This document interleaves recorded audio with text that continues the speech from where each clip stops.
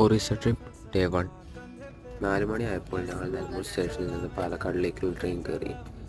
വണ്ടൂർ ഭാഗങ്ങളെത്തിയതോടുകൂടി തിരക്ക് കൂടി തുടങ്ങി. കാഴ്ചകൾ കണ്ട് യാത്രകൾ തുടർന്നു.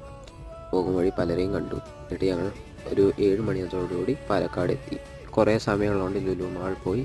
ഞങ്ങൾ പുതിയ ലുലു മാളായതുകൊണ്ട് അവിടെ കറങ്ങി. Lulu connect, Lulu hyper market എല്ലായിടത്തും പോയി. ലുലു കണക്റ്റിലാണ് ആദ്യം പോയത്.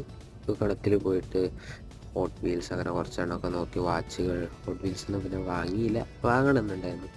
പിന്നെ ഐഫോണിൻ്റെ സെക്ഷനിലേക്ക് പോയി. ഐഫോൺ 15 15 ഒന്ന് നോക്കി.